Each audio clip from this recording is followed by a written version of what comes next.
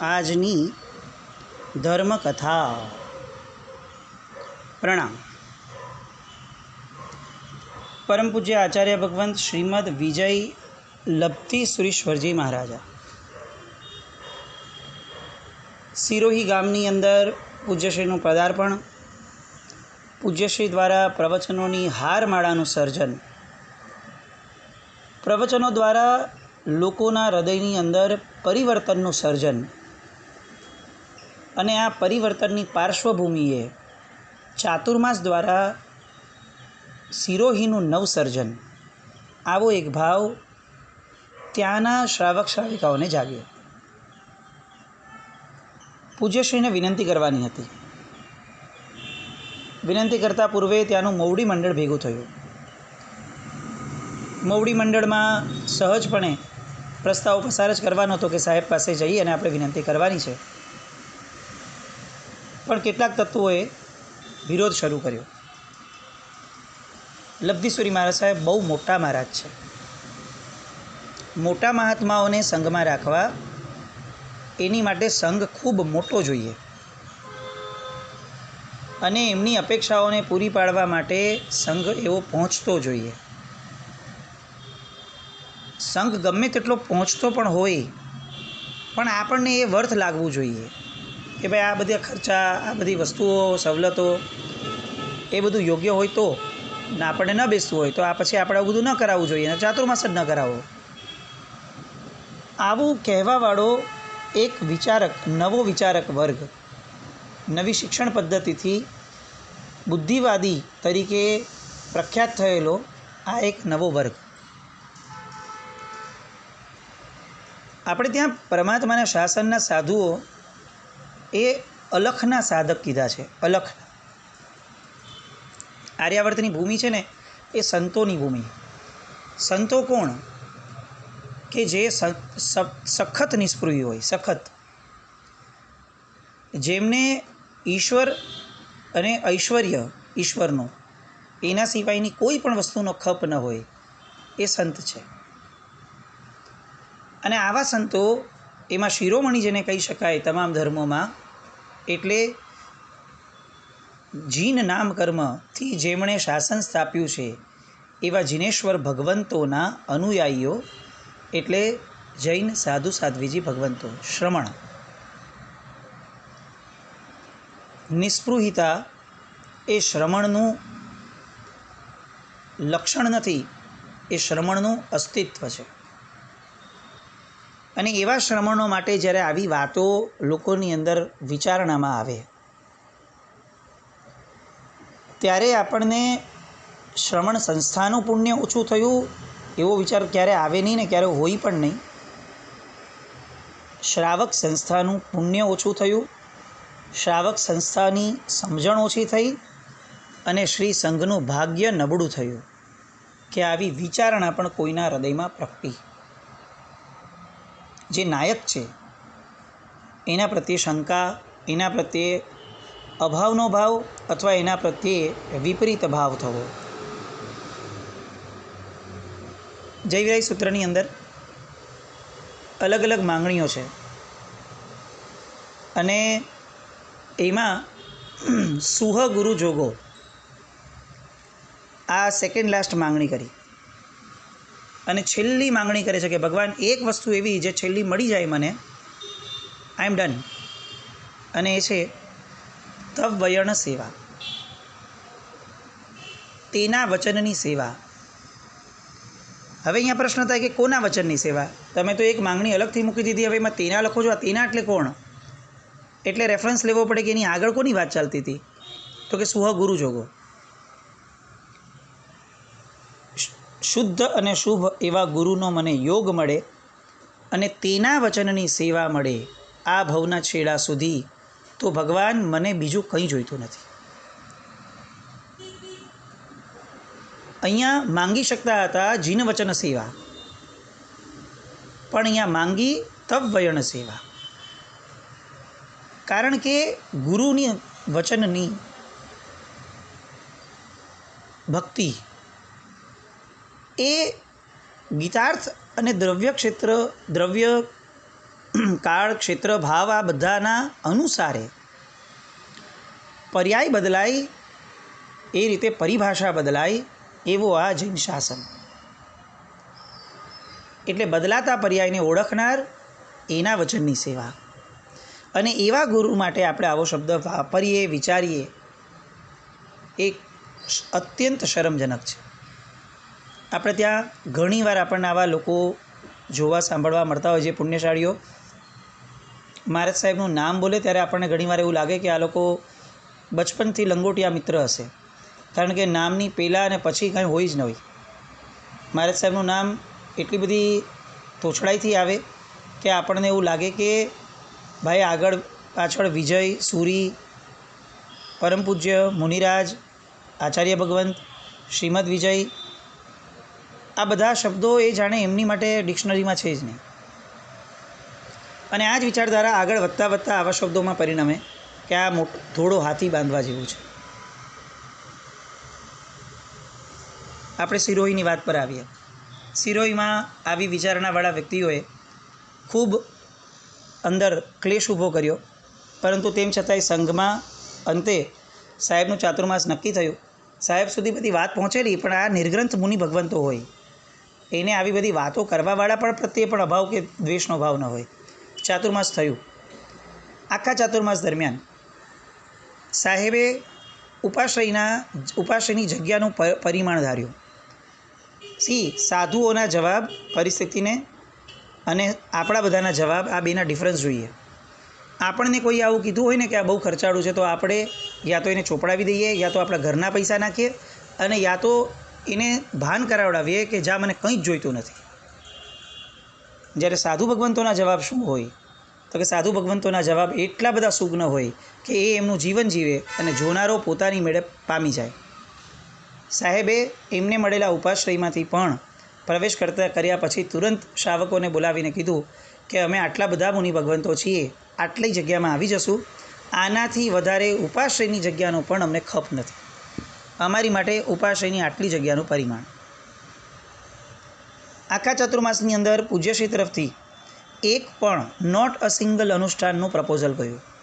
સંઘ જે પ્રપોઝલ લાવે એ પ્રપોઝલને યોગ્ય છે કે અયોગ્ય એટલું ચકાસી અને બાકી બધું એમની પર છોડી અને સંઘ વિનંતી કરે ત્યારે અમે નિશ્રા આપવા આવી જશું. આ વલણ. સંઘની અંદર ક્યાંય પણ કોઈ પણ ટીપ વગેરેની અંદર સંઘના હિત સિવાયની, પર્ટિક્યુલર એ જ સંઘના હિત સિવાયની કોઈ બી વાત સાહેબ તરફથી છડાય નહીં. એવું નહીં કે લબ્ધિસુરી મહારાજ સાહેબે એ ચાતુર્માસમાં આવું કર્યું. આ લબ્ધિસુરી મહારાજ સાહેબની લાક્ષણિકતા હતી.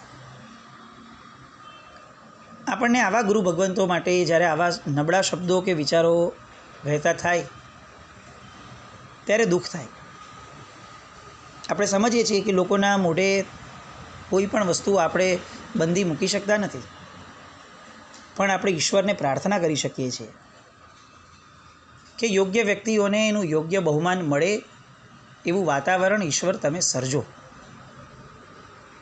લબ્ધિસુરીશ્વરજી મહારાજા, એમની જે ગરિમા હતી, એમના જે ગુણો હતા, એમની જે ચારિત્ર સંપન્નતા હતી, એમની જે એકનિષ્ઠતા હતી, એમના શિષ્યોનું એમના પ્રત્યેનું જે સમર્પણ ભાવ હતો, અને આ બધા મળી અને જીન શાસનનું જે પ્રમાણે વર્ધન થાય, હિત થાય, મિત થાય, આ બધી વસ્તુઓની જે એ બધાની ધારા હતી, એ આપણને આ સિરોહીના ચાતુર્માસના પ્રસંગની અંદર એટલી બધી કાબિલે દાદ લાગે કે આ ગુરુ ભગવંતો આટલું મોટું નામ, આટલું મોટું, અને છતાં પણ કેટલા વ્યવસ્થિત રીતે આપણે ત્યાં અતિચારમાં એક શબ્દ આવે છે, સંલિનતા, અંગોપાંગ સંકોચી રાખ્યા નહીં. આનું જ બ્રોડ સેન્સની વિચારણા એટલે કદાચ આ સાહેબે આપેલો પ્રત્યુત્તર. સંલિનતા. ચાતુર્માસની અંદર ખપ સિવાયની એક વસ્તુ, એક જગ્યાનો, એક સ્ક્વેર મીટર પણ જગ્યાનો ખપ નહીં. આ એક પ્રત્યુત્તર હતો એવા વ્યક્તિઓ માટે કે જે વ્યક્તિઓ ગુરુ ભગવંતોને ધોળો હાથી કહેવામાં પણ ક્યારેય વિચારણા નથી કરતા કે ભવાંતરમાં આપણી સ્થિતિ શું થશે. જબરદસ્ત ચાતુર્માસ થયો. પ્રભાવકતા, કારણ કે આવી આચાર સંપન્નતા એ જ સૌથી મોટી શાસન પ્રભાવના છે. સિરોહીના લોકો રીતસર સાહેબને પગે પડીને રડ્યા કે સાહેબ અમારી ભૂલ થઈ, અમે આપની માટે આવું બધું વિચાર્યું હતું, આપની માટે આવું બધું બોલ્યા હતા, આપને ખરાબ લાગ્યું હશે એટલે આપે આ કર્યું હતું. અને સાહેબે ચાતુર્માસ પછીના પરિવર્તનના પ્રવચનની અંદર આ પદાર્થને બહુ સરસ રીતે મૂક્યો કે અમને ભગવાનની આજ્ઞા છે કે અમારે કોઈનું ખોટું લગાડવાનું ન હોય, પણ અમે એ ભગવાનના અનુયાયીઓ છીએ કે જે ભગવાનને પેલા બ્રાહ્મણે કીધું કે તમે તમારી ઝૂંપડીનું ધ્યાન નથી રાખી શકતા, ત્યારે ખોટું લગાડ્યા વગર ભગવાનને એમ થયું કે મારા કારણે એના મનની અંદર આવો ભાવ પ્રગટે છે, હું નિમિત્ત બનું છું, અને એ ભગવાન વિહાર કરીને વહી ગયા. એ ભગવાનના અમે અનુયાયીઓ છીએ. અમારા કારણે સંઘની અંદર કોઈને પણ આવો વિકલ્પ પણ જાગે તો એમાં અમારે તમારો ભાવ નથી જોવાનો, અમારે અમારો ભાવ જોવાનો છે, અને અમે તમને કેટલા અનુકૂળ થઈને રહી શકીએ એ અમારું કર્તવ્ય અમારે જોવાનું છે. સાહેબની આ ઉચ્ચતમ ધારા આપણને સાષ્ટાંગ દંડવત પ્રણામ કરવાનું મન થાય કે હે લબ્ધીશ્વરીશ્વરજી મહારાજા, આપ કઈ માટીના બન્યા હતા? એ સમયના ટોપ 5માં કદાચ એમ કહી શકાય કે લબ્ધીશ્વરી મહારાજ સાહેબ એ જૈવંતા વર્તતા હતા, અને ઉપાશ્રય સુદ્ધાનું પરિમાણ, ખુલ્લો ઉપાશ્રય તમારી માટેનો મળ્યો છે, અને તેમ છતાં એનું પણ પરિમાણ, ગોચરીનું પરિમાણ, દ્રવ્યોનું પરિમાણ, આ બધા પરિમાણમાં પણ પોતાના પરિણામની અંદર એક લેશ માત્ર પણ લાચારીનો ભાવ નહીં. આ લબ્ધીશ્વરીશ્વરજી મહારાજાને નતમસ્તકે વંદના કરવાનું ખરેખર મન થાય. સિરોહીનો એ ચાતુર્માસ એમની માટે કરતાં સિરોહી માટે અત્યંત યાદગાર રહ્યું. ઘણા બધા અજયનો પણ પૂજ્યશ્રી થકી એટલું બધું પામ્યા એમના આચાર થકી કે જૈન ધર્મ પ્રત્યેનો એમનો સદભાવ અનન્યપણે વધતો રહ્યો. સાહેબનો સિરોહીથી વિહાર થયો ત્યારે આખું ગામ સાહેબને વળાવવા માટે આવ્યું હતું. ફક્ત ત્યાં અટક્યા નહીં.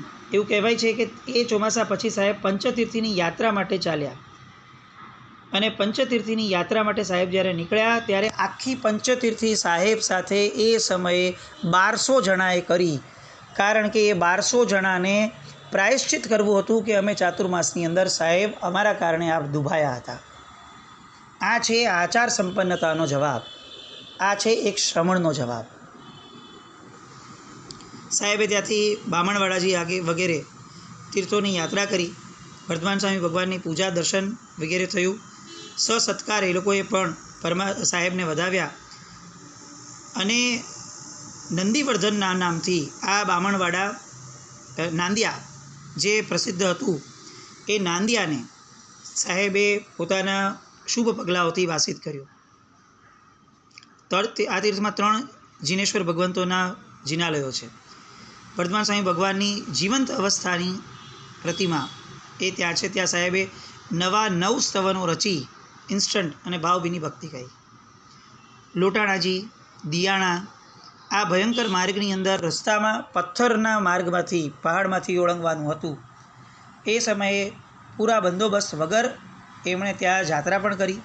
અજારી તીર્થ પધાર્યા, પિંડવાડા થઈ, અને સાહેબ નાણા વગેરે જાત્રા કરી, અને છરીપાલિત સંઘ એ પણ ત્યાંથી એક નીકળ્યો, અને ત્યાંથી પછી શિવગંજ સાહેબ પધાર્યા.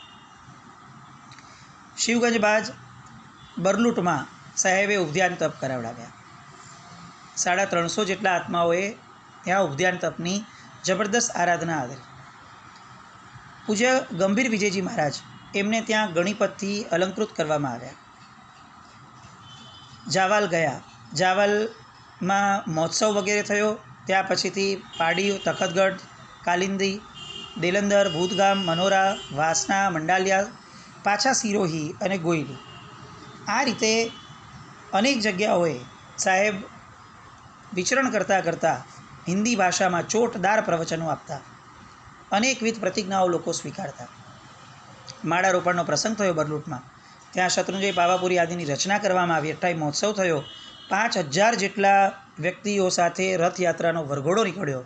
2 હાથીઓ, રાજ રસાલો, બેન્ડો અને રંગબેરંગી કુસુમોથી ખીલેલી પુષ્પવાડીની ભ્રાંતિ કરાવતી જાક જમાડ સાથે આ બધા જ તપસ્વીઓની માળાઓ, એનો માળા રોપણનો કાર્યક્રમ સુંદર મજાનો એ ત્યાં સંપન્ન થયો. ત્યાર પછીથી પ્રતિષ્ઠાનો જે છે જાવાલનો પ્રસંગ એ સાચવવા માટે સાહેબ ત્યાં ગયા. ત્યાં સંઘની અંદર કેટલાક ક્લેશના બીજ રોપાયા હતા, એ સાહેબની કૃપાથી નષ્ટ થવા પામ્યા. એક મતે ત્યાંના દેરાસરની અંદર પ્રતિષ્ઠા થઈ અને શુભ દિવસે સાહેબના હાથેથી ત્યાં પ્રતિષ્ઠાનો કાર્યક્રમ થતાં લક્ષ્મણ વિજયજી મહારાજ સાહેબને ઉપાધ્યાય પદથી ત્યાં આરૂઢ કરવામાં આવ્યા. ત્યાંથી સાહેબ જાલોર પધાર્યા. જાલોર એ એક ઐતિહાસિક અને પ્રાચીન સ્થળ છે. ત્યાં કિલ્લાબંધી, વીરમદેવની ચોકી, સેંકડો વર્ષો જૂની નોબત, પહાડના અંતર્ભાગમાં આવેલી ગુપ્ત ભૂમિઓ, ગૃહો વગેરે અનેક અજાયબીઓ આ જાલોરની અંદર બિરાજમાન છે. ત્યાં પણ સંઘની કૃપાથી સાહેબ 10 દિવસ જેવું રોકાયા, જેમાં અજયનો જૈનેતરો બહુ મોટી સંખ્યાની અંદર ધર્મતત્વ એટલે શું એની સમજણના પ્રવચનોમાં જોડાતા હતા. અને ત્યાર પછી વારો આવ્યો રમણીય રાણકપુરનો. નલિની ગુલ્મ વિમાનના સદ્રશ અદ્ભુત અને ભવ્ય પ્રતિકૃતિ સમાન, આલંબન સમાન એવું રાણકપુરનું આજીનાલય. ત્યાં સાહેબે તમામ મુનિવરો સાથે અનેક દિવસો સુધી ભક્તિ કરી. ત્યાં વાર્ષિક મેળો હતો, સેંકડો માનવો ભેગા થયા. સૌની સામે સાહેબે કેટલાક જાહેર પ્રવચનો પણ ગોઠવ્યા અને ત્યાં પણ સાહેબે લોકોને વ્યસનોના ત્યાગ વિશે બહુ સુપેરે માહિત કર્યા અને એ લોકોમાં અવેરનેસ જગાડી. સાદડીથી ડેપ્યુટેશન આવ્યું, ચોમાસાની જય બોલાવડાવવામાં આવી. વિપાક સૂત્રની વાંચના એ પ્રથમ વ્યાખ્યાનમાં સાદડીમાં શરૂ થઈ. અનેક પ્રશ્નો, અનેક દલીલો આવતા શ્રાવકોની અંદર અને અનેક ભૂલો શ્રાવકોના જીવનની સુધારવાની તક મળી. એ રીતે આ વિપાક સૂત્રની વાંચના અત્યંત સફળતાને પામી. ત્યાંથી સાહેબ આગળ વધ્યા, પર અશુભ કર્મનો ઉદય આવતા સાહેબનું તબિયતનું જે છે એ થોડું બળ નબળું થયું. એમનું દર્દ વધ્યું, પથારીવશ થવું પડ્યું, પરંતુ એમની સહનશક્તિ જબરદસ્ત. ઓપરેશનની વાત પણ આવી. ડૉક્ટરે પણ કીધું કે બધું સારું રહેશે. સાહેબ એક જ વસ્તુ કીધી કે આમાં ઓપરેશનની જરૂર નથી, આમાં મારા કર્મનો દોષ છે. આ ઓપરેશન આંતરિક રીતે મારે કરવાનું રહેશે, મારા કર્મોનું ઓપરેશન. આમાં ડૉક્ટર કાંઈ નહીં કરી શકે. અને વગર ઓપરેશને કેટલાક દિવસ પછીથી સાહેબે પોતાના એ રોગ ઉપર કાબૂ પણ મેળવી લીધો. મારવાડથી મેવાડ આવવાનું થયું. કેસરિયાજી તીર્થની યાત્રા ઘણા વખતથી સાહેબને મગજમાં હતી. એટલે ત્યારે સાહેબે ભાણવડનો ડુંગર વટાવ્યો અને ડુંગર ઉપરથી તરત આગળ વધતા તેઓ મેવાડમાં પહોંચ્યા. આ ભાણવડ ડુંગર માટે એવું કહેવાતું હતું કે આ ડુંગર ઉપર એટલી પતલી કેડીઓ છે કે જ્યાંથી અગર કોઈ માણસ નીચે પડે તો માણસ જવા દઈએ, માણસનું એક હાડકું પણ કોઈ ગોતી બતાવે તો એને ઇનામ અપાય. એટલો જબરદસ્ત આ વિકટ રસ્તો. એ રસ્તા ઉપર પૂજ્યશ્રી પોતાના પૂરા પરિવાર સાથે એ રસ્તેથી વિહાર કરી, જંગલોમાંથી પણ વિહાર કરી અને સાહેબ મેવાડ પહોંચ્યા. જૈનાચાર્ય પધારે છે એ સમાચાર મળતા ત્યાંની ગ્રામીણ પ્રજા અને ત્યાંના પંચાયતના પ્રમુખ વગેરે એ બધા લોકો પણ પધાર્યા. ત્યાર પછીથી ત્યાંથી ઉદયપુરમાં ભવ્ય પ્રવેશ થયો. ઉદયપુરની અંદર પણ સાહેબે હિન્દીમાં જે ભાષણો આપ્યા એના દ્વારા અજબ ગજબની જાગૃતિ લોકોની અંદર આવી. વધુ રોકાવાનો વિનંતીનો ભાવ થયો. શિક્ષિત લોકોએ આવીને ઘણા પ્રશ્નો કર્યા અને સાહેબને પણ ગમ્યું. જિજ્ઞાસુ વર્ગ હતો, સાહેબ રોકાયા. લગભગ 10 દિવસ રોકાઈ. ત્યારબાદ કેસરિયાજી તીર્થની અંદર સાહેબ ગયા. કેસરિયાજી તીર્થ આપણું, અને છતાં પણ તીર્થ આપણું છે કે નહીં એવો વિકલ્પ થાય એવું તીર્થ. આજે પણ પરિસ્થિતિમાં કોઈ બહુ મોટો ફરક પડ્યો એવું નથી. આપણા બધાનું દુર્લક્ષ, આપણા બધાની દીર્ઘદ્રષ્ટિ વિનાની કેટલીક ઘટનાઓ, કેટલીક આપણી આદતો, એ બધાના કારણે આવા અનેક કેસરિયાજીઓ આજે જૈન શાસનના આપણા થકી ઘણે દૂર થઈ ગયા હોય એવું લાગે. કેટલાક ધર્મો એવા છે જે બીજાના ધર્મસ્થાનકોને પચાવી પાડી અને એને પોતાના કરી અને ત્યાં પોતાનો અડ્ડો જમાવી બેઠા છે. એ લોકો આપણને બહુ હિંસક લાગે, એ લોકો આપણને બહુ ખરાબ લાગે કે આવી રીતે બીજાના ધર્મ ઉપર થોડી આપણે કંઈ તરાપ મારી લેવાય. એનું ધર્મસ્થાનક છે, આપણે કેમ લઈ શકાય? એ આપણને આક્રાંતા લાગે, આતંકવાદીઓ લાગે. એટ ધ સેમ ટાઈમ જે પ્રજા પોતાનું ધર્મસ્થાનક સાચવી ન શકે ને બીજાએ લઈ લેવા માટે પણ બીજા સક્ષમ બની જાય, એ પ્રજાને શું કહેવું એની વ્યાખ્યા આપણે શોધવી જોઈએ. આપણા જ તીર્થો આપણી હાજરીમાં, આપણી હયાતીમાં, આપણી સામે જ, આપણી નજરની સામે બીજા કેટલાક વ્યક્તિઓ એની ઉપર કબજો જમાવી લે અને આટલું મોટું જીન શાસન, પૈસાથી સમૃદ્ધ એવું નહીં, બુદ્ધિથી પણ સમૃદ્ધ છે એવું જીન શાસન એ બેઠું રહે, અથવા એવા પ્રયત્નો કરે કે જેનું કોઈ લોંગ લાસ્ટિંગ ઇમ્પેક્ટ નથી, તો ત્યારે માનવું જ પડે કે એકતાનો અભાવ એ પ્રશ્નો આધારિત છે એવું નથી. એકતાનો અભાવ એ આપણને સર્વાંગી નુકસાન કરાવવામાં સૌથી મોટું પરિબળ છે. કેસરિયાજી જેવા અનેક તીર્થો કે જ્યાં નેતૃત્વની દાવેદારીમાં જ આપણે તીર્થને ગુમાવવાનો નો લેવલ આપણા સુધી આવી જાય, એ ક્ષમતા સુધી, એક્સટેન્ટ સુધી આપણે પહોંચવું પડે, એ સ્થિતિમાં આજે પણ આપણે એ સ્થિતિમાં છીએ. એ ટાઈમે પણ કેસરિયાજી આ રીતે જ પંડાઓ અને વગેરે અનેક દિગંબર સંસ્થાઓ અને ત્યાંની લોકલ પ્રજા વગેરે અનેક પ્રશ્નો સાથે કેસરિયાજી તીર્થ ત્યારે પણ આ હાલતમાં હતું. પૂજ્યશ્રીને આગળ મહેસાણા વિહાર માટે પહોંચવાનું હતું, પરંતુ ખૂબ દુઃખ સાથે સાહેબે કેસરિયાજીમાં પણ કેટલીક જાગૃતિ લાવવા માટે પ્રયત્ન કર્યો અને ત્યાર પછીથી ત્યાંથી વિહાર કરી અને સાહેબ ગુજરાત તરફ પધાર્યા. હવે આ ગુજરાત પછીનું છેક લાંબુ વિચરણ, છેક એમના જીવનના અંતિમ અધ્યાય સુધીનું એમનું વિચરણ અને એ બધી વાતો આવતીકાલે જોઈએ. જીનાજ્ઞા વિરુદ્ધ કંઈ પણ બોલાયો તો મિચ્છામિ દુક્કડમ. જૈનમ જયતિ શાસન.